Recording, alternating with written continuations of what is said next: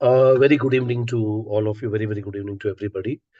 Today, my dear soldiers, we are going to talk about the very good evening. Very good evening. Thank you for the wishes.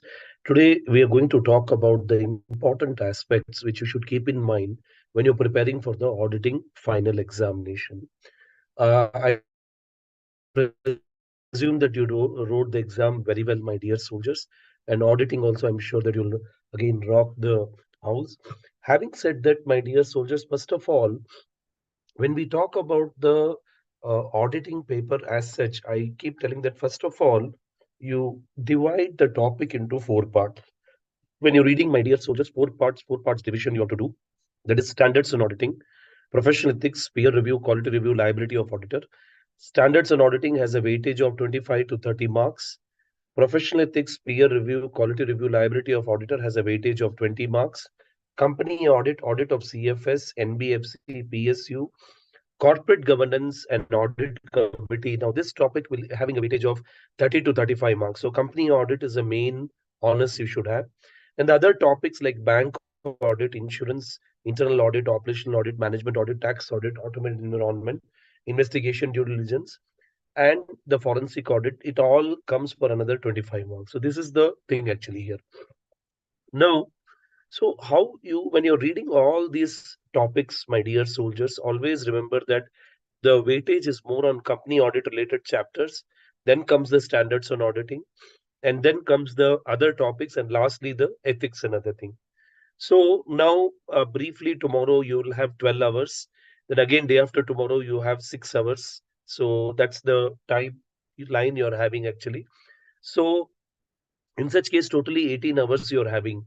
So accordingly, my dear soldiers, one revision you should finish off tomorrow, and day after tomorrow again another revision. Maybe say if you allocate even say 4 hours, 3 hours, 4 hours, 3 hours. So somehow, my dear soldiers, and again when you allocate, my dear soldiers, for the another the day of examination, again 6 hours. So this is how you can cover that actually. So that is one thing. Now, first of all, let us talk about the standards on auditing. SA 200 overall objectives of independent auditor. So it gives the definition of auditing. This standard you should know because it talks about the basics actually that auditing is a independent examination of financial information with an objective to give an opinion on such financial information. I want everybody to have paper and pen and do a scriptology. Do a script it. It's okay. Scriptology, my dear soldiers. You should believe in scriptology. So if you're listening to me, it will not make sense actually. Okay. So paper, pen should be there, and you keep scribbling, my dear soldiers. Keep scribbling. That way, again, like a short revision will happen for you. That way, it will be a big advantage also. If you keep listening, it will not make sense. Keep scribbling. So, auditing is an independent examination of financial information with an objective to give an opinion. Now, what are the two types of opinion? Unmodified opinion and modified opinion. Unmodified is a good opinion, and modified is a bad opinion. Now, what is the objective of audit? We need to obtain a reasonable assurance that whether financial statements are free from material misstatement. Please don't forget, these are all like golden lines when you're writing. Obtaining reasonable assurance that whether financial statements are free from material misstatement and financial statements are prepared as per applicable financial reporting framework. Are they prepared as per the applicable financial reporting framework? That is accounting standard. And you need to communicate as per standards on auditing. You need to report as per the standards on auditing. Okay. Then what are the limitations? So audit always gives us a reasonable assurance and whether the financial statements is free from and whether FS is prepared as per AFRF. Keep it in mind. Now, what is the limitation of audit? See, audit cannot give us absolute assurance. It will always give a reasonable assurance. Reasonable assurance means 80 to 90% the accounts are proper. And absolute assurance means 100% they are proper. So it will give 80 to 90% weightage proper. What is the reason? Because of nature of financial reporting. Financial reporting means accounting. See, accounting is made of what you can say accurate item and estimate item. Estimate item, like for example, provisions, contingent liability, they require a lot of judgment and assumptions. And sometimes this may be right also, this may be wrong also. You never know. That's the thing actually. So, first limitation of audit is that we can't give absolute assurance. There'll be some material misstatement will be there. What is the reason? One is because of nature of financial reporting. Nature of audit procedures. Now remember the basics. There are two types of audit procedures, my dear soldiers. There are two types of audit procedures. You have risk assessment procedure and further audit procedure. Risk assessment procedure is to identify, assess wrong, and further audit procedure are two types. There is one is test of control, and the other one is the what you can say the substantive procedure. Test of control, you check the operating effectiveness of the internal control, whether internal controls are functioning properly or not. And substantive procedures are of two types again, test of detail and substantive analytical procedure. Test of detail means you check the transaction with the documentary evidence, example, vouching.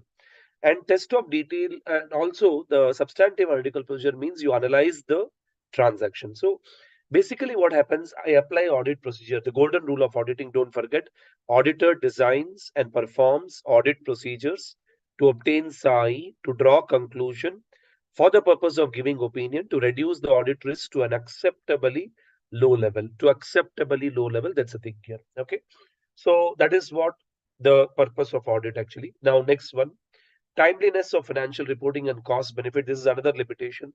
Sometimes what happens, there's a delay in getting the financial information, and if more delay, the value of the information diminishes actually. So the information value diminishes. That's the thing here. And other matters like say there may be going concern assumption issue, or there may be related party transaction or fraud by senior management. So those may be other matters because they may lead to the limitations in audit. Next one, professional skepticism. Professional skepticism, you have to be alert, you have to be questioning mind, you should have a critical analysis of information. Next one, so I already gave you this golden line. Don't forget the golden line. Wherever possible, anything comes later to procedures, evidence, or conclusion or opinion, you can write down this actually here. Auditor designs and performs audit procedures to obtain SAI, to draw conclusion for the purpose of giving opinion, to reduce the audit risk to acceptably low level. Do not forget the golden lines in auditing. Then we talk about SA 700 series. Once the basics are clear, then we should talk about SA 700 series standard. That's the thing here. 700 series standard, first of all, by heart opinion, the qualified opinion, adverse opinion, disclaimer of an opinion. First, you start with 705, by heart them, my dear soldiers, based upon our examination and explanation given to us. The financial statement comprising of this, except to the matters stated in basis for qualified opinion paragraph, then the financial statement show true and fair view like that. So you have to by heart all the opinion. First of all, 700, 705, opinion, how it is drafted, opinion and basis of opinion. When you're giving opinion paragraph, you should also give what you can say basis for opinion. That's the thing here. Now, please understand that here the examiner will focus on drafting of opinion. So you should know how to draft it. Now, suppose say I'll just give you a basics again. If it is no material misstatement and SAI is available, sufficient and appropriate audit evidence is available, then my dear soldiers, you will give a unmodified opinion. Two parameters: SAI is available and no material misstatement. If there are one or two SAI not available or one or two material misstatements are there, one or two are there, if there stands to be one or two material misstatement, then you will give a qualified opinion. So one or two SAI not available, one or two material misstatements are there, then we should give a qualified opinion. We always say technically misstatement is material and not pervasive. Now that definition is sometimes complicated and students are not able to take a decision. Example, inventory was overvalued by 10 crores. Now there's only one material misstatement, so I'll give a qualified opinion. Example, say investment in foreign associates, evidence was not available. One evidence not available, I'll give a qualified opinion. So some students, they get confused. They end up giving disclaimer. No, whenever one or two evidence not available, qualified. Majority of the evidence not available, disclaimer. 80% of evidence got destroyed in fire. Disclaimer of an opinion. Please be thorough with disclaimer of opinion. Now it is heavily trending. That's the thing actually here. Here I'm not making introduction. I'm just telling you the direction. So 700, 705, you should be very clear. And adverse opinion, SAI will be available, but more than two material misstatement. One or two material misstatement qualified, more than two material misstatement, adverse opinion. Example, one company was getting consolidated and parent company was preparing CFS, but they forgot to add material subsidiary. So what will happen? all the accounts will be materially misstated in consolidated financial statement. So that you give a adverse opinion. Disclaimer of an opinion when more than two SAI not available. Disclaimer. So 700, 705. Please be thorough with the opinion paragraph. And then 701 key audit matters. Key audit matters and going concern always have a lot of interplay. So key audit matters basically, what are the areas which should be considered to determine key audit matters? What is key audit matters? These are the matters which are of utmost consideration for the auditor. One question which may come is, what is the difference between key audit matter and emphasis of matter paragraph? This question may come. Now, key audit matter basically, they are the what you can say matters related to the current period which require significant consideration. So key audit matter is like, say, you auditor will make a disclosure. What is a critical matter? What is the procedure he applied? What is the evidence he obtained? What is the conclusion he drew? So auditor will write down everything about key audit matter. See example, say impairment of asset, impairment testing, how it was done, what procedure auditor applied, what conclusion he drew. So he will write down everything in key audit matter. Whereas emphasis of matter paragraph is more like a caution paragraph, where the auditor will draw attention to the matters which are presented in the financial statement. See, there are financial statement will run in 200, 300 pages. So no, everybody will not have time to read. So he will just try to ask the investor to read certain items in the financial statement. So it's more like a caution paragraph, that is emphasis of matter paragraph. Okay. So that definitely key audit matter and emphasis of matter paragraph, they may ask a question again. I'm telling that key audit matter is more like a transparency paragraph, where auditor will tell what is the issue, what is the procedure we applied, what is the evidence we got, what is the conclusion we drew. So he will write end to end what work he has done. It's very detailed. It's like a transparency paragraph. Whereas emphasis of matter paragraph is a caution about something which is there in the financial statement. Keep scribbing, keep scribbing. That will always help you. You'll be connected with the subject. Other matter paragraph, it will talk about the auditor's responsibility, audit procedures, what auditor has done. It will focus more on the auditor. SA 710 comparative information. There are two types of comparative information corresponding, then comparative financial statement. I request you that please focus on the, see, generally what will happen, auditor will not give his opinion on corresponding figure, but there are certain exceptions. Those three exceptions you please focus. Example, prior period financial statements are not audited. Prior period financial statement unmodified opinion is given, but the auditor has detected material misstatement.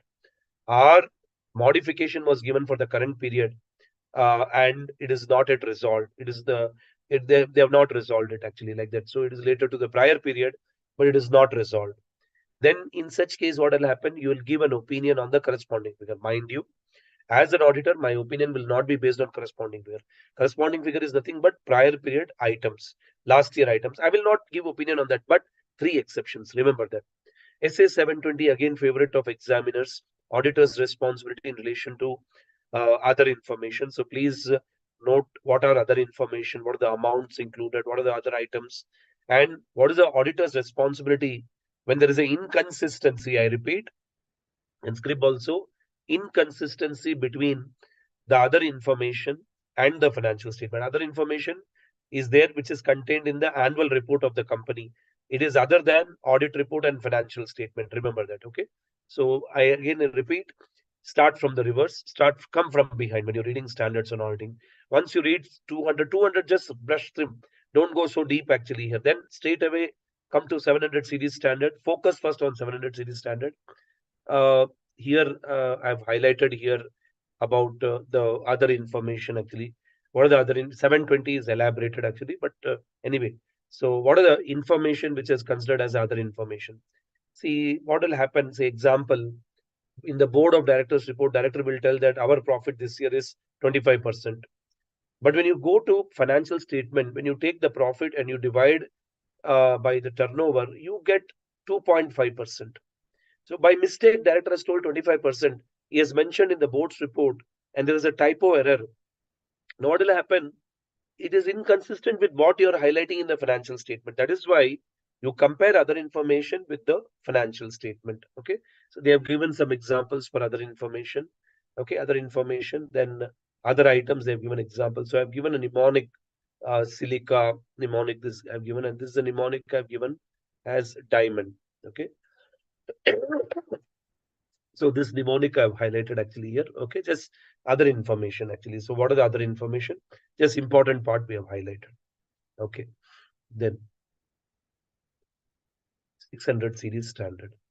When you come to 600 series standard, so once you finish off 700 series standard, go to 600 series standard. 610 after of all 600 series standard, 610 is very important. In 610, what they will highlight is that what are the factors you consider to how do you rely upon how do you use the work of the internal auditor? How do you use the work of internal auditor? So that you have to highlight it actually. So explain how external auditor relies upon the work of the internal auditor. So you have to consider the organizational status, whether it supports the objectivity of the internal auditor, policies and procedure, whether it supports the objectivity of the internal auditor, and whether internal auditor work is relevant for external auditor. Okay, then we have to see the competence of the internal auditor. Okay, all these things you have to consider actually here. So whether internal auditor has performed quality control. Okay, have they applied a systematic and disciplined approach, that you have to highlight. Then sometimes the external auditor uses the work of the what you can say the internal auditor who provides direct assistance. Internal auditor who provides direct assistance actually. So that part please focus on actually here. Sometimes what happens, we have a shortage of staff. So what will happen, we take the support from the internal auditor. So can I use your person for the direct assistance? That is what we ask actually. That's the thing here. So it should not be prohibited by laws and regulation.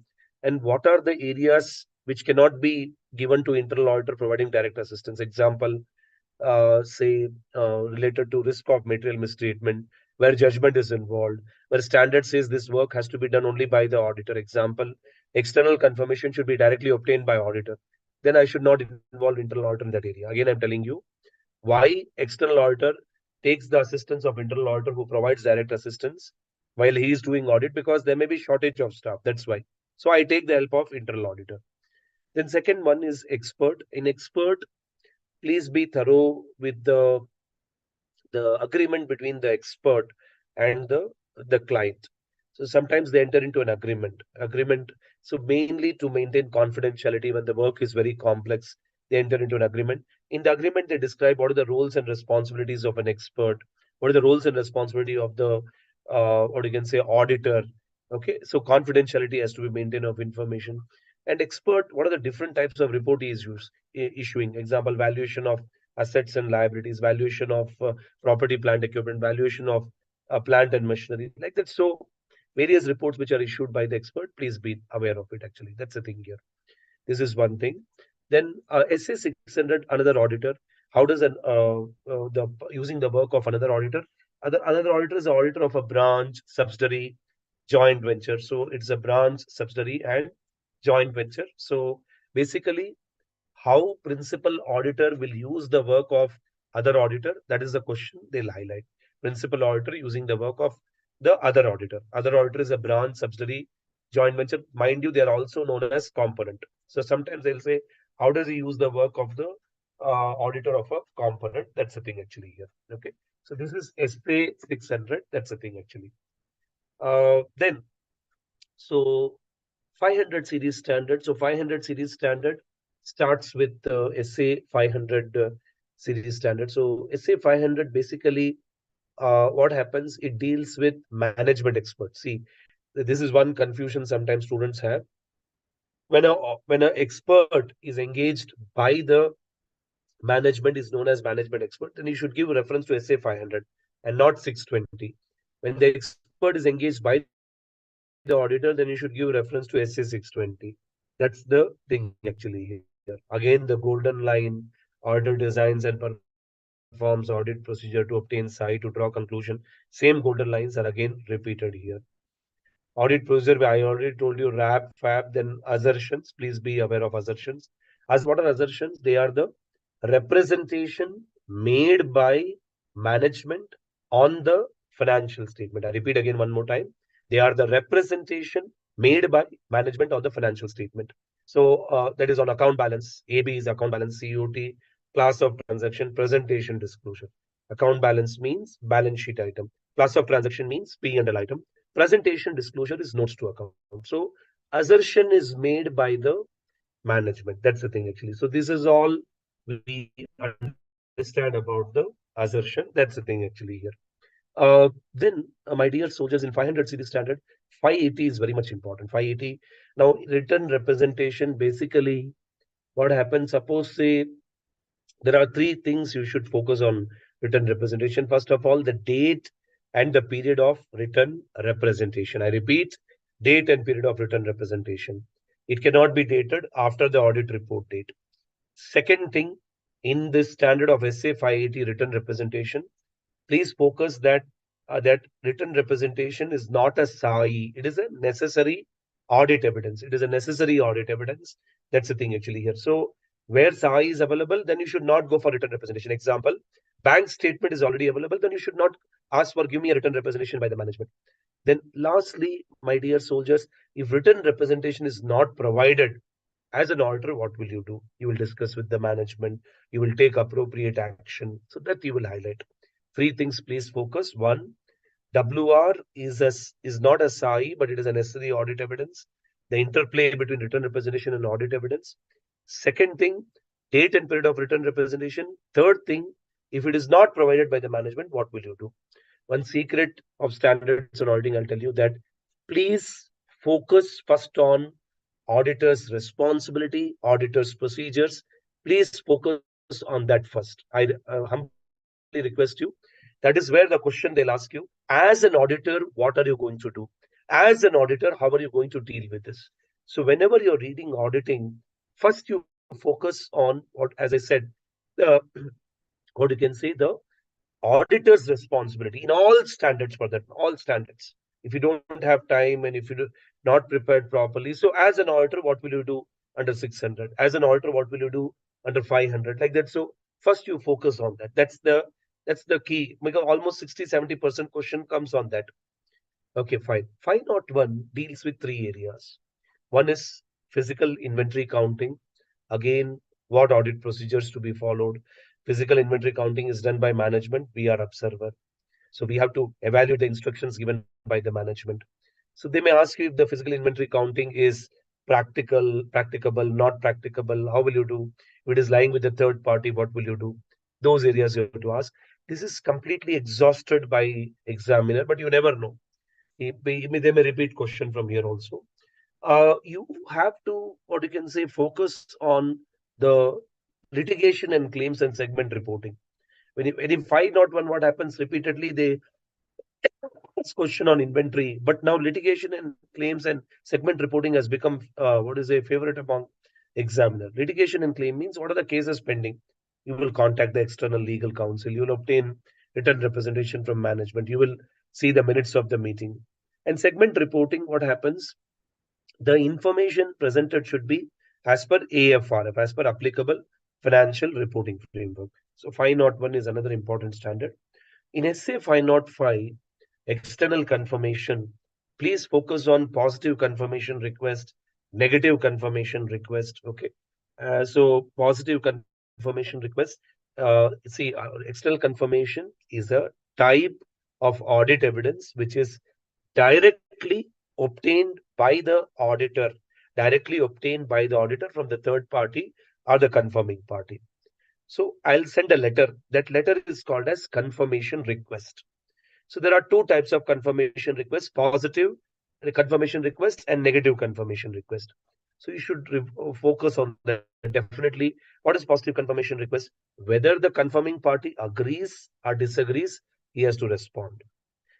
Confirming party means trade receivable, trade payable, bank, lenders.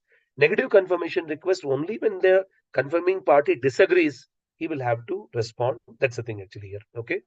So please focus on that, positive and negative. And what are the factors to design the confirmation request?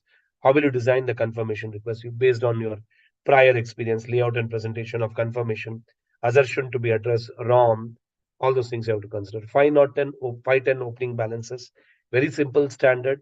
But again, here also please focus on audit procedures. I'm telling you, they are very, very important. Uh, In 510 opening balances, basically auditor should obtain SAI, whether the opening balances are materially misstated, whether the prior period balances are properly carried forward as a opening balances. So accounting policy is you have to highlight on more on the audit procedures. 550 related party, my dear soldiers, here they will not ask you who is a related party and all those things. They'll straight away get into the procedures. So whether you have made a presentation of a presentation of related party as per applicable financial reporting framework. But sometimes what happens, related party transactions are outside the normal course of business, are outside the normal course of business. Related party transaction. What are the factors like agreement with the related party? So, example, any agreement, any property being leased to related party without any consideration, complex equity arrangements, then circular transactions, sale made with an intention of repurchase. So they may ask you that what are the transactions which are outside the normal course of business with the related party. That is one. And second thing, what documents you will check to identify the related party. That's the thing actually. Okay. So this is the question they may ask you. Now they ask a question that how do you evaluate the internal controls in related to related party transaction? Now, this question, internal control and related party transaction, students got diverted to 550 because obviously 550 will come online. But when they say evaluate internal control is valuation is governed under SA 330, auditor responses to assessed risk. So, what has happened if they say, how do you validate the internal controls? And see, understand one thing. There are two types of audit procedure, RAP, FAP. RAP, risk assessment procedure, is covered by SA 315. And further audit procedure is governed by SA 330. So SA 330 will check further audit procedure. You know, there are test of control and substantive procedures. Now, what will happen? Control, anything related to control will go to SA 330. So like that, they may mix the question and ask you actually. 560 subsequent events, again, focus on auditor's responsibility. And they will have also ask the question, what are the inquiries you do for the subsequent event?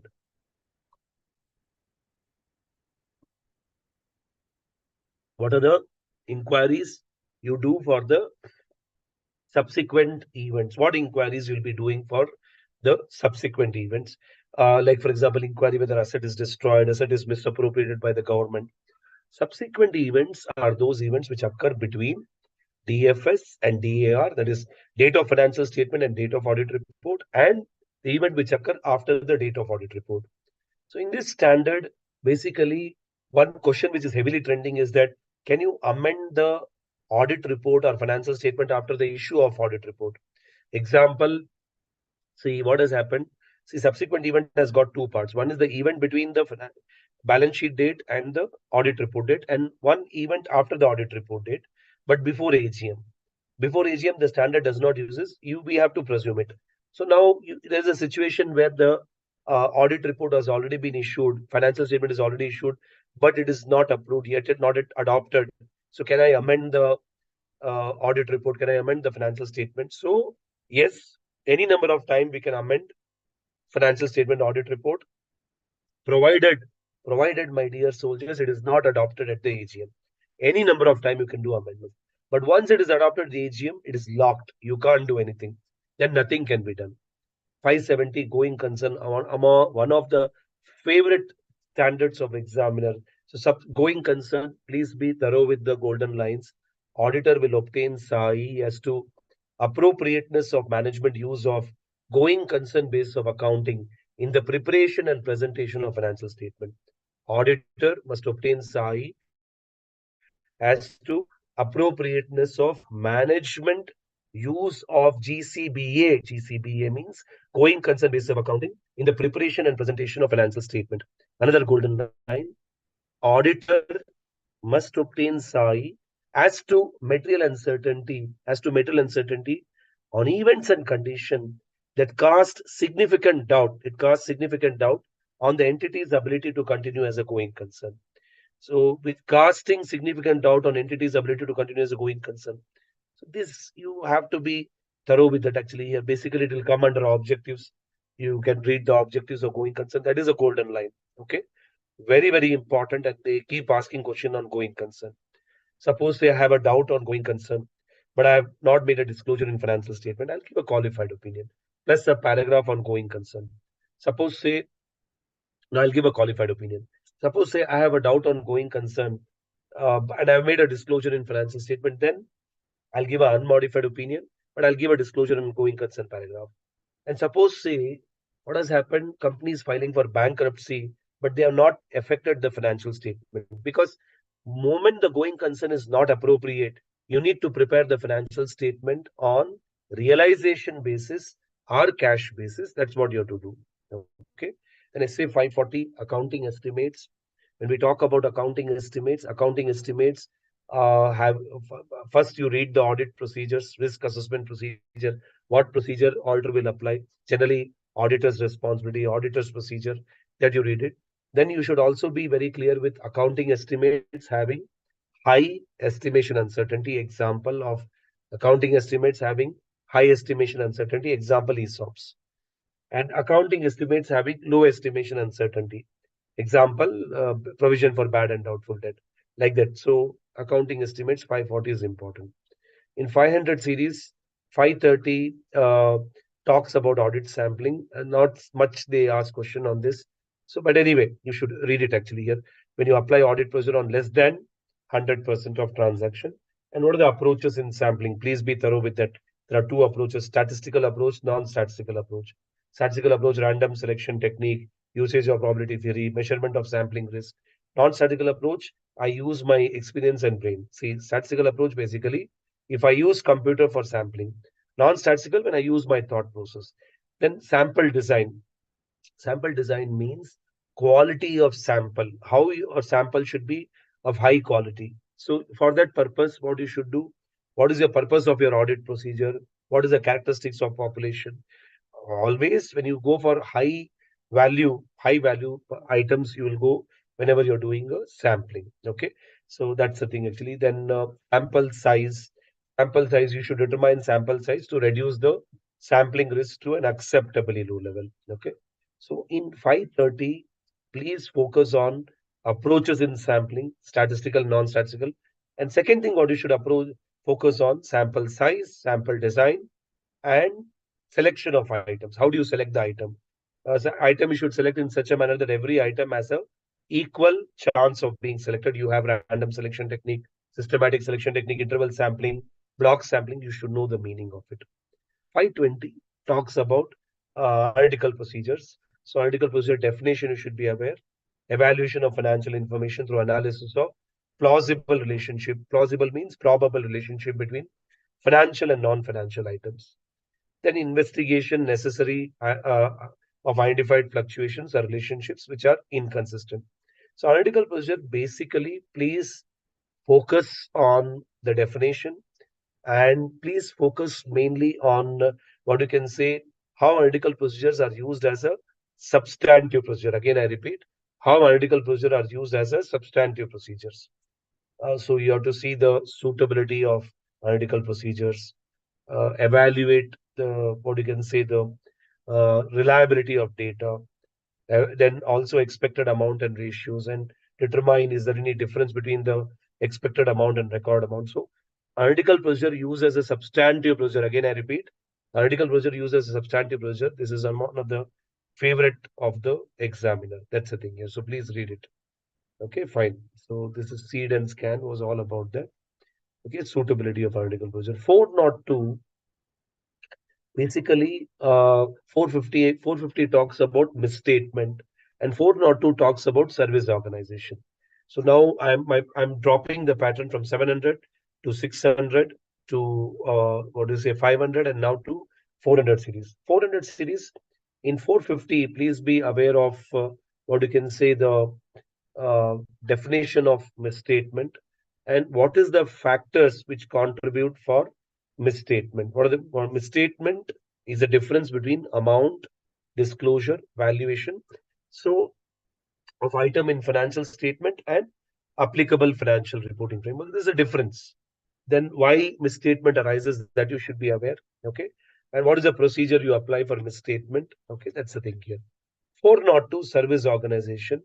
Service organization, many students they don't know it's a BPO are a KPO.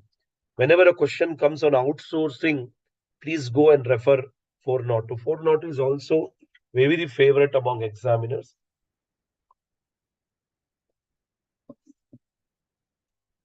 Question may be, say, X will outsource the operations to Y. So when X is outsourcing the operation to Y, so on outsourcing, so what are the factors? How the auditor will deal? Here in the standard, our name is not auditor. We have to use the name user auditor. User auditor. Your client name is user entity. User entity is outsourced, it's say payroll to say service organization. Okay, that is what actually here. So that's it. Sometimes they'll say if it is outsourced to sub-service organization. Example, I am a company, I outsource my operation to Accenture. Accenture will outsource the operation to IBM. How will you deal with this actually? That's the thing actually.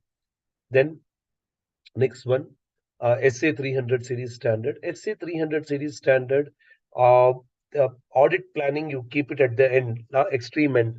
Like what is overall audit strategy, audit planning. Very limited question they ask, but go through it once actually here. So that's the thing. Limited questions are there, but you ask actually here. So please read. See, audit planning has got 4 stages: preliminary engagement activity, overall audit strategy.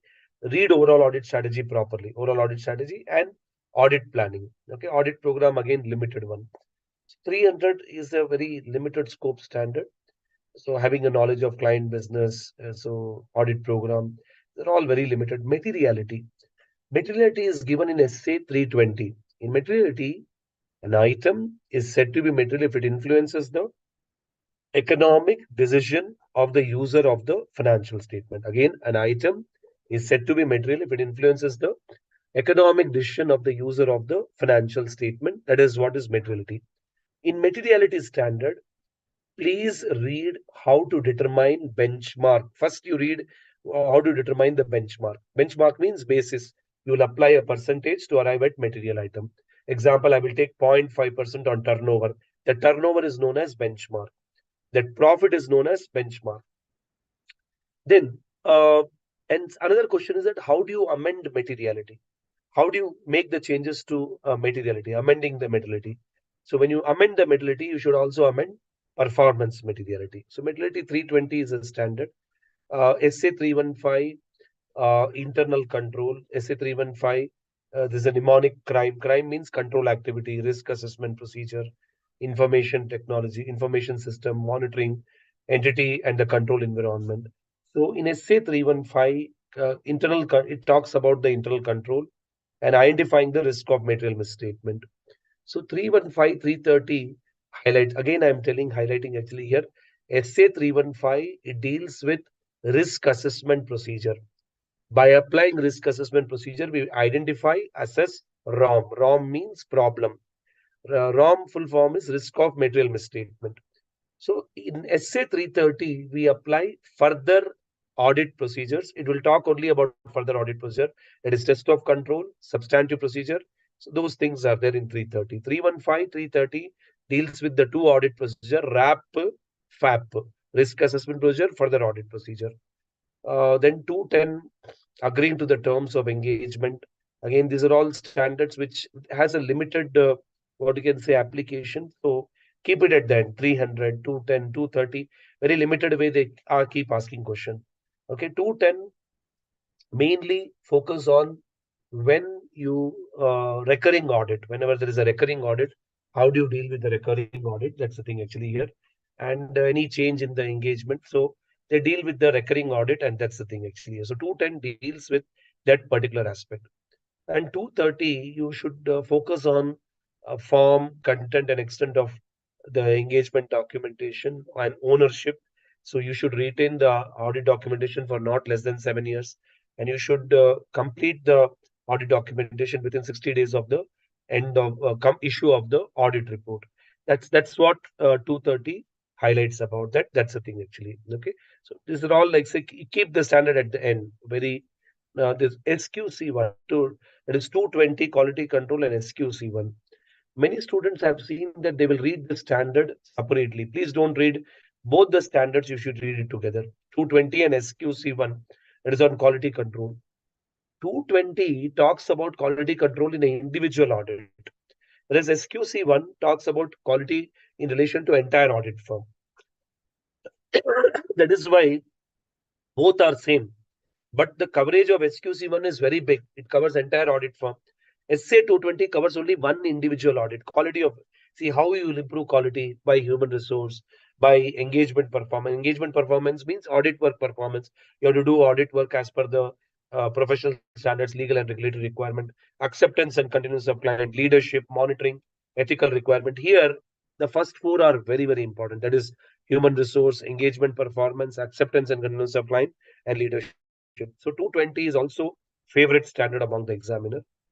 Then you have 240, 250. I request you that in 200 series, first you read out completely 260, 265, 299. So in 200 series, you start from reverse. You start from 299, 260, 265, 250, 240. That way, and 220. These five standards, that is 240, 250, 260, 265, 299, very important. And one standard 220, that is quality control. If you're reading 220, no need to read SQC1 because both are almost same. Okay. In 240, please read auditor's responsibility. When the fraud happens, what auditors should do. Close your eyes and read it. 250 also, most of the question, 80 to 90% of question, what is the auditor's responsibility? There is the non-compliance of law. Please read that. Read that, my dear soldiers. It's an open thing. Why are we this thing here? Then 260, whenever there is a difficulty which is caused to the auditor, so how auditor deals with, that's the thing here. 265, my dear soldiers. So 260, if supposedly there is a delay, and that's the thing here.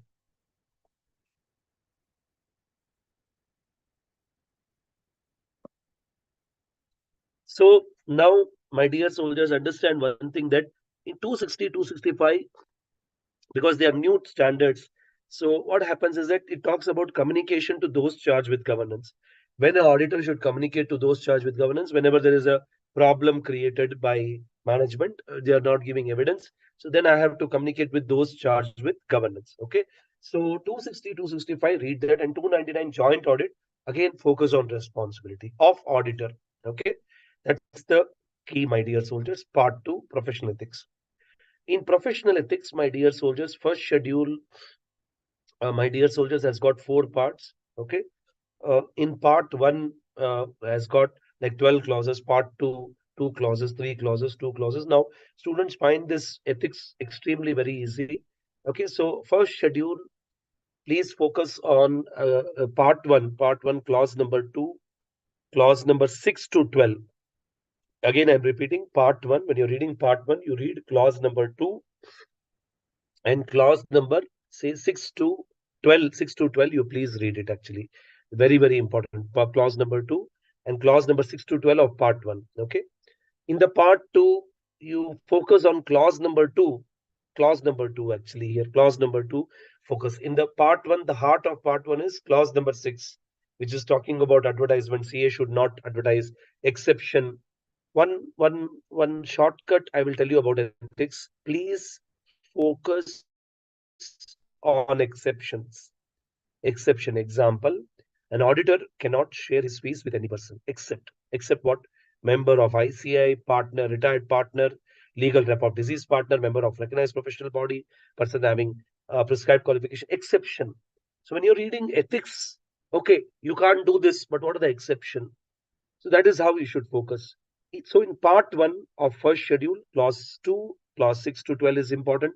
6 is very, very important. 6 and 7. They keep asking question on that. Then equally clause 11, very important. As a CA, what you can do, what you cannot do.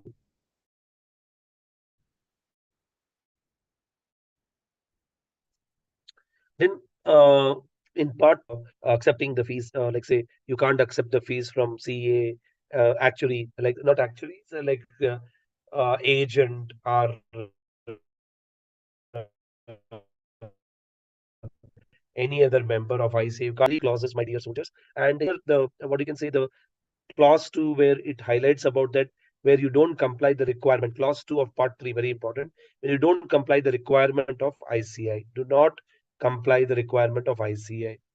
And part 4, Again, it has got two clauses. In these two clauses, the second clause of part 4, very, very important, brings disrepute to the profession. Brings disrepute to the profession. That's the thing here.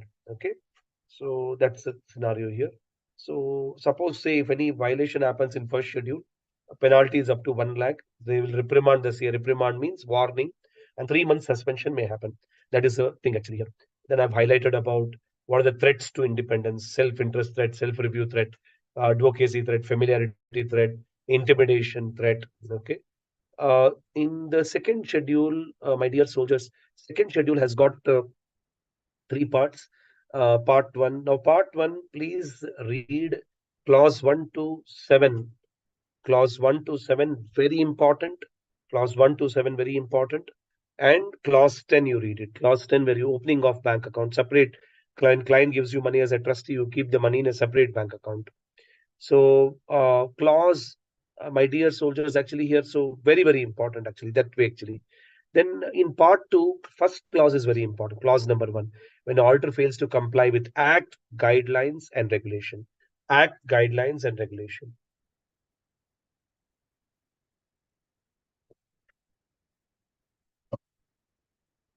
Auditor fails to comply with what come on? Act, guidelines, and what you can say, regulation. That's the thing here. So when you fails to comply with the Act clause 1, very, very important.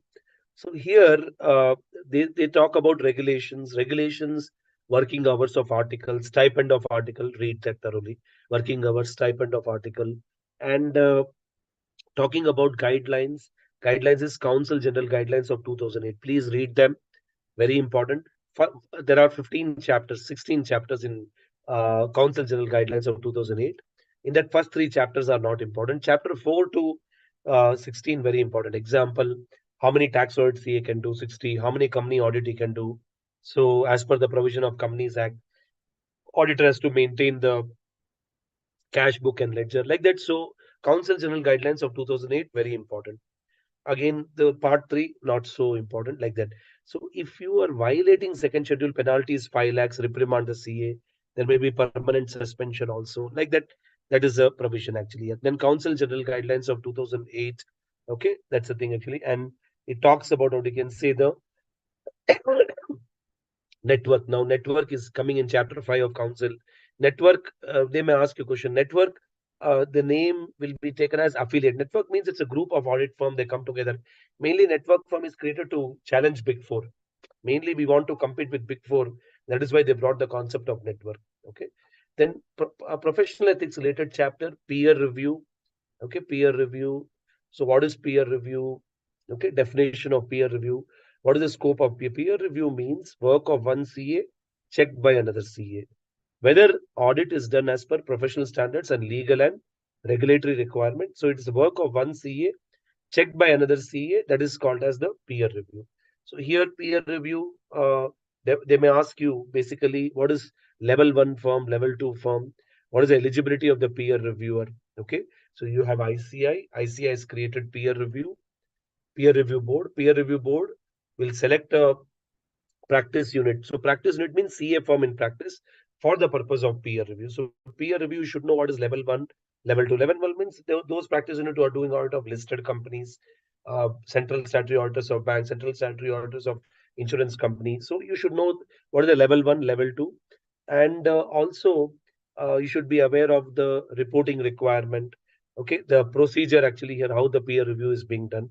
What is included in peer review, what is excluded in peer review. So previous examination questions will also help us. That's the thing here. Quality review, again, important one, my dear soldiers. Quality review. Quality review, basically, see, many students, they don't know the difference between quality review, peer review. See, quality review also, you check the work of one CA is checked by another CA. So what is the this time? What are the steps taken to do a quality review? That you please be thorough with. How quality review is being done. See, then, sir, what's the difference in peer review and quality review? Peer review, you will focus on all types of assurance services. Assurance is a broader name for auditing. They in peer review, we keep on using the word assurance and attestation. See, we say auditing is a reasonable assurance, correct? There are three types of assurance: absolute, reasonable, and limited. So assurance is a very broader term. In that, small part is audit. Okay. Quality review will focus only on stat audit of company, whereas peer review will focus on stat audit, concurrent audit, internal audit. So peer review will focus on all the areas. They'll focus on the functioning of members, articles, which quality review is not bothered. Quality review say we will focus only on the stat audit of a company. So that is the difference that you should know. Okay. So are they complying with accounting standard? Are they complying with SA? That you have to see. Okay. So difference between peer review, quality review, you should know. Quality review is under central government. Peer review is under ICI. Quality review will lead to disciplinary action. Peer review will not lead to disciplinary action. Okay. If you don't any non-compliance, that quality review is very, very strict in nature. And what is the steps for quality review? You should be aware. Liability of auditor, very simple, very simple. It's high scoring topic, but they may ask, they may not ask. Please read liability, civil liability under Companies Act, criminal liability under Companies Act, and liability under the Income Tax Act. Very simple, small chapter. You can finish it off. So accordingly, you can read that. So what are the liabilities under the Income Tax Act? That's the thing actually here. Then company audit related chapter. Company audit related chapter, my dear soldiers, section 141 of company law is important. 141 talks about eligibility, qualification, disqualification of order. Mind you, when you're reading company audit, first you finish off 141, then you finish off 143, talks about rights and duties of auditor. Under that, CARO 2020 will also come. Audit report under 143 will come. That you read it. 141 you read, 143 you read. Then you read 147, you read. Okay. Then other provisions you brush through. 147 talks about fines and penalty.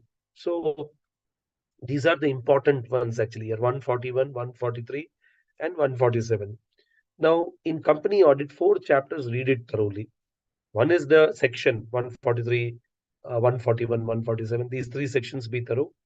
And second one is you should focus on the Schedule 3 requirement. Schedule 3 requirements, like Schedule 3 disclosures, which are there. That's second one. And fourth one, dividend. Surprisingly, they ask a lot of questions on dividend. And fourth one, CARO 2020. First, you finish off Schedule 3 disclosure, how it will come, especially Ind AS Division 2, Schedule 3. See, Schedule 3 has got three parts: Division 1, Division 2, Division 3. Division 1 is on companies which are not covered under Ind AS. Division 2 is companies under Ind AS. You read Division 2 of Schedule 3. Please be thorough with that, how the presentation is being done. Sometimes they may ask for disclosure and dividend. So you should know what is the penalty for non-payment of dividend, penalty in delay in transferring the money to investor education protection fund, like that. So you should be thorough with the penalty when it comes to dividend. Okay. And CARO 2020 is very favorite of the examiner. Okay. So CARO 2020, my dear soldiers, please be thorough with all the clauses. Actually, you never know which clauses they may ask you. That's the thing here. Then appointment, selection of auditor, removal of auditor. These are all section 139, 140, which you have read done to death, actually. Okay. Rights and duties of auditor 143, very, very important. Audit report under 143.3. Then CARO 2020. CARO 2020, some students they say what is the shortcuts we can have for CARO 2020. So basically, I create a shortcut: pill accurate, NRI, NCC, RATS. So like that, somehow we can remember the clauses in the same manner. So like say pill is like say take a screenshot of it. Actually, come on, at least the next four slides you take a screenshot and keep it actually like that reference another thing. So pill P is property, plant, equipment, intangible asset. I, inventories, or you can take a picture, photo, whatever it is. L is loans and advances given. I, investments made. G, guarantees given. S, securities provided to SAG other than SAG. SAG means subsidiary, associate, joint venture. LICS means loans and advances given. I, investments made. G, guarantees provided. Securities provided. Then four leaks under 185, 186. So this is a mnemonic. It is pill. Okay. Sir, which clause under this is important? That question that you don't get into that, read it thoroughly. Please read thoroughly. Then pill, then this is accurate. So accurate, again, take a screenshot of it, photo of it, or something. You can take a screenshot and save it. Okay. Accurate is acceptance of public deposits. Okay. Cost records, undisputed statutory dues, unrecorded income, repayment of loans, application of IPO, FPO, preferential allotment, private placement, nature of amount of fraud. Okay, totally 21 clauses are there. Then Nidhi company, related party transaction, internal audit system, NRI. So pill accurate NRI, okay. The non-cash transaction, NCC, company registered under 145, that is NBFC. So when you're reading Caro, first you read clause 1 and 2. First you read 1 and 2, you finish it. Property, plant, equipment, inventory. Then, my dear soldiers, what you should do straight away, you should start with what you can say clause number 9. 1, 2, then 9. 9, you go till what you can say 18, 9 to 18. Okay, then again you can come back, you can like that. So 1, 2 is very, very important, and from clause number 9 to 18 is very important. That way. Again, other clauses you can brush through that way. Okay, so be thorough with that actually. That's the thing here. Now, next is rats. So resignation of statutory auditor, aging, transfer of unspent amount, like that. So this latest one, 18, 19, 20, these are all not tested earlier. So they may ask you a question rather like that. So 9 to come till 20, 21, I'm not sure they will ask anything on 21. 21 is very so. So maybe 9 to 1, 2, then 9 to 20, then again 3 to 8. Like that you can do. Don't skip any clauses, but I'm telling you on the area of importance. That's the thing here. Okay. Pill accurate NRI, NCC, RATs, like that mnemonic, you can keep it in mind. Company audit, again, the same thing is highlighted here, Caro 2020. So I don't want to touch upon this actually. Schedule 3, lot of important changes have happened. Rounding off is compulsory now in Schedule 3. And instead of using the word asset, property, plant, equipment, intangible assets, promoter shareholding, you should reflect. Earlier, only 5% and 5% of holding of shareholder. Now, promoter holding is compulsory. You have to highlight it here. Fourth one, see what happens when you take a loan for 10 years. You have to classify into two parts. What is payable in 12 months? What is payable beyond 12 months? So what is payable in 12 months, you have to show under short-term borrowings. And what is payable beyond 12 months, you have to show under long-term borrowing. Trade payable, please focus on disclosure. How you make a disclosure in trade payable, like principal interest to MSMED, interest paid. It's like that. So you have to be very thorough with trade payable. Trade payable, the disclosure part, how you make a disclosure like that. Similarly, trade receivable. So that's the thing here. Unsecured trade receivable. Okay, so that's the thing here. Doubtful. Okay, undisputed trade receivable. So it may be doubtful like that. Aging 6 months, 6 to 1 year. So that is a thing actually here. And all other clauses are related to Caro. They have linked Caro. So disclosure of trade receivable, trade payable. Please be thorough with that. And current method is what is payable within 12 months in case of loan, that is classified short-term borrowing and long-term borrowing respectively. Okay, so these are all other things you can go through. Okay, that's the thing. Uh, these are all some Schedule 3 changes highlighted actually. That's the thing. Schedule 3 you read thoroughly. That is Division 2 of Schedule 3. Please read it thoroughly. And when you're reading Schedule 3, you read along with Caro because what is disclosures in Caro, they are trying to highlight in the Schedule 3 further. Okay. In company audit related chapters, you have audit of consolidated financial statement. First, straight away, go and read the reporting part. Straight away, go and read the reporting. It is coming at the end of the chapter. You please read that. Then you have permanent consolidation adjustment, current period consolidation adjustment. They are very much important. And when a company is not required to prepare CFS, when it should not prepare CFS. And surprisingly, responsibility of the parent company. What is the responsibility of parent company? They may ask you. Okay. So first you straight away read the reporting, then you read permanent consolidation adjustment, current period consolidation adjustment. Okay. That's the thing actually here. This is the CFS, very important, small chapter. So you should read it. PSU audit, 5 audits are there, but 3 audits you should read first, straight away finish. And that is also coming at the end of the chapter. Comprehensive audit, performance audit. Read performance audit first, comprehensive audit first, then proprietary audit, then other things just brush through. 3 audits, very, very important: comprehensive, proprietary, performance audit. Straight away, you will start from the definition of government audit. Don't waste your time. I keep telling that students, you have to follow 30-10 approach. What is 30-10 approach? Anybody? Voice. What is 30-10 approach?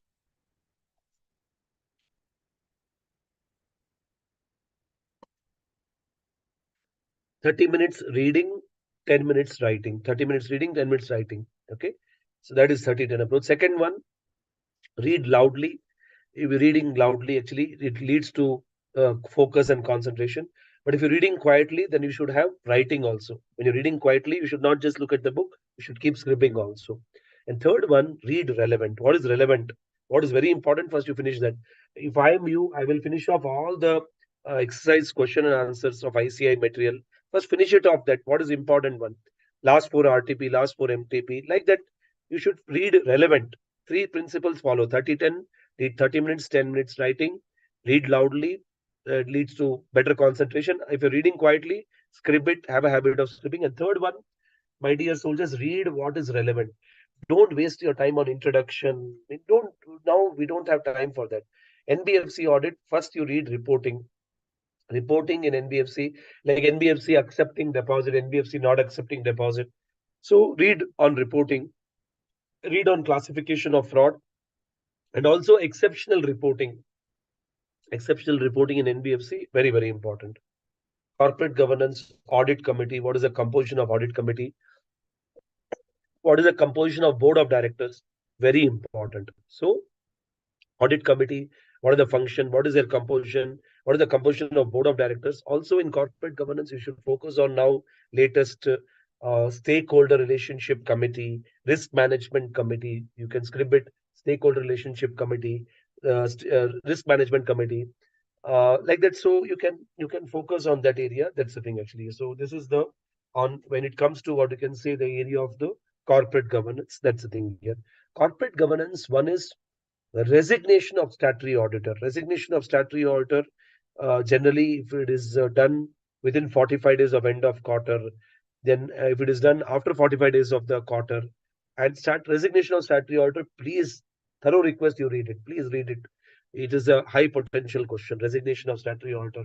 So if he has done the audit of 3 quarters, then he's supposed to do audit of fourth quarter plus issue audit report for entire year. Resignation of statutory auditor and material subsidiary, you please read it. Very, very important. What is the meaning of material subsidiary? Okay, it's a highly trending. In part 4, you have insurance. In see part 4, what I will tell you is that you please focus on the previous examination question for part 4. Part part 1, 2, 3 is a uh, level playing field for the examiner. Part 4, you can always take chances by reading all the previous examination questions. So that is a key, my dear soldiers. Okay, part 4, that is one thing, because all the time questions are getting repeated most of the times, and innovativeness is very less when it comes to part 4. Innovative is very high when it comes to company audit question as essay. There they will play, and in ethics also, so many practical examples already they have highlighted. So my humble request is that part 4, you please focus on the previous examination question. That's the thing here, like general insurance, reinsurance, life insurance, free look cancellation, labs. Basically, I'll tell you part 4, RTP question, previous examination question, and mock test paper questions will do sufficient, more than sufficient. And that to last 4 you read it thoroughly. Now for this moment it will be better. And for part 4, previous to examination question papers will not come, but beyond that it will come. Example, I'm writing in November 23, I will not read May 23. May 23 chances is repetition is very low. Similarly, November 22 also is very low. Beyond that, earlier that you read it actually. So I don't have to tell you further. Internal audit, management audit, operational audit, what is the meaning? Again, this is a repeated one, no much innovativeness actually here. Focus on difference between management audit and operational audit. What is the difference in management audit, operational audit? Different types of report under management audit. Oral report, then you have what you can say, interim report, regular report, okay, flash reports, like that. So reports are there. Operational audit and management audit differences you should note. Investigation, again, investigation due diligence, you should focus on overvalued assets, hidden liabilities. Again, previous examination question. And forensic audit, nowadays they are attacking forensic audit. Forensic audit, you read it thoroughly, because forensic audit is one area, so you should read it thoroughly, because not much questions are there on forensic audit. That you read it, but have an additional attention on forensic audit. Investigation due diligence, you have lot of previous examination question. Okay, forensic audit, basically it's a type of investigation which ends up in the court. So court, you have to give a presentation. Court, you have to present before the judge and tell that this is mainly forensic audit is for financial crimes. Due diligence, basically when an entity is acquiring another entity, So they will have to do due diligence. Can I make in the investment or not? Like that. That's the thing here. Automated environment, very simple chapter. Okay, very simple chapter. So here, what are the controls in automated environment, and what are the entity level control, process level control, data analytics, those topics which are at the end. Entity level control, process level control, data analytics, very important actually. Okay, so it's a very small chapter altogether. Bank audit again focus more on advances. Advances is one area they ask you lot of questions on advances. Okay, I think the 8 is important. So you be thorough with the clauses. Clause 4, clause 8, then clause 11, 12, 13, 11, 12, 13, very important. 11, 12, 13, 14, 14 on closing stock, very important. And clause 16 is important. 16 is important. 17 is important. 17 important. Clause 20 is important. Okay, clause 20 in 3CD. I'm talking about clause number 3CD for tax audit. Okay. Then 21, very important. Okay. 23 is also important, and 26 important, and 28, 29, very important. Like that. And clause 40, 41 are very important. Like that. So some 21, 16 are the one of the favorite of the examiner when it comes to tax audit. This is the last time we'll be reading tax audit. Actually, I think in the new syllabus they have removed tax audit. Company audit they have removed. Tax audit they have removed. So it'll be total of standards, my dear soldiers. So I think this auditing is quite easier compared to the new auditing. Okay. So have that urge and energy to focus on this actually and finish it off, my dear soldiers. That's what I would like to tell actually here. Okay. New auditing is something extremely different altogether. Now, what is the time now? Or how much is the time? Can you just tell me what is the time? Have I exceeded the limit? Time, just can you type it and just tell me? It is 9:15, sir. Huh? 9:15, sir. 9:15. Okay. Sorry. Another 10-15 minutes will wind up actually here. Uh, how to prepare for examination? I was telling you, follow 30-10 approach, read loudly, and read. You can read silently also, but scribbling should be done. And this third one for me is favorite, relevant reading. Now you have to read only question answers, examination papers. That's the thing here. But when you're reading, you divide it into 4 parts. That's what my humble request is, that get into relevant reading actually here. Don't waste your time in, we don't have that thing, okay, this may come, that. Don't get into all those things actually here. Read what is relevant, that you start reading it. That's the thing here. MCQ, anyway, I think you've taken a hard copy printout. So practice it, my dear soldiers. That's the thing here. Very important that you spend time on the some of the MCQ question also. MCQ in the examination, what you should do. First of all, when the question paper is given at 1:45, 1:45 to 2 o'clock, you'll be given descriptive question paper. 15 minutes, you'll read descriptive paper. 2 to 2:05, you will fill up your roll number, everything. From 2:05 to say 3:20, 25 minutes each, you should write 3 descriptive question. Sir, what about MCQ? MCQ, I tell you, don't touch. Because 15 minutes you read only the descriptive questions. Your mind has already made the answer, and mind is very wavering. Suddenly, if you jump your mind towards MCQ, at 2:05, you should take up question 1, 2, 3, something of descriptive question paper. Each question, see, 5 questions you have to write in descriptive, 14 marks each, 25 minutes for each question, you should keep it. After writing 3 question and answers of descriptive, at 3:20 to 4 o'clock, 40 minutes, we should give it for MCQ. So 15 minutes for one integrated question, 15 minutes for second integrated question, and independent question. That's the thing here. It will be lengthy. Don't get a heart attack or something actually here. Institute is going following international standards, so don't worry. So, sir, what shall I do with this lengthy MCQ? As I told many of the students earlier, part read, part solve. You read half integrated question, then go to the MCQ questions, see whether any link is there, start solving. That's the thing here. Negative marking is not there. This examination, next examination, they're introducing negative marketing. So marking. So here you can take your chances when you're writing the taking the answer. You can always take your chances and write the answer, but don't miss out actually here. So 3:20 to 4 o'clock MCQ, 15 minutes one integrated, 15 minutes second integrated, and 10 minutes independent MCQ. Then 4 to 4:50 another 2 descriptive question, and then 10 minutes buffer time. This is what I will advise you how you should keep the timing. And then when you're writing the answer, my dear soldiers, point-wise answer you write down. At least 80% it should match with the material. Avoid writing on your own words actually here. That will not help us. So that's the thing actually here. Okay. I told you in standards and auditing, auditor's responsibility you focus. Ethics you focus on exception. In part 4, I told you that you please focus on the previous examination question, RTP, MTP, that is more weightage. And part 3, company audit, I told you that 4 areas important.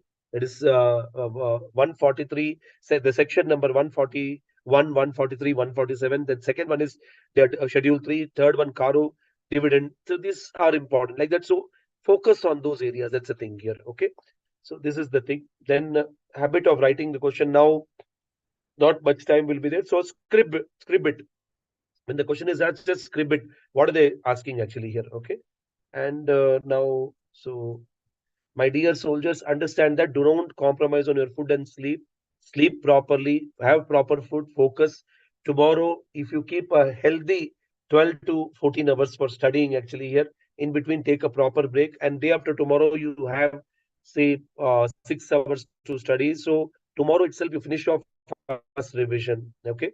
Then another revision, you do it on the day after tomorrow, 1.5 hours each for the each part. 4 parts are there. So, tomorrow, if you study, say, 12 hours, say 3 hours you're giving for each of the parts actually here. So like that. So 12 hours will get over, and then day after tomorrow, 1.5 hour, 1.5 hour for each part. Definitely it is doable actually here. Okay. Definitely it is doable. It can be done. Wherever you find it, something is difficult, have a habit of writing, my dear soldiers. That's the thing here. Okay.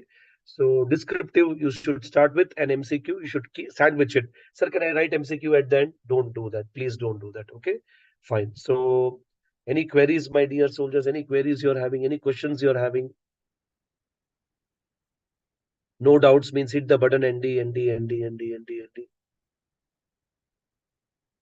Any queries you're having?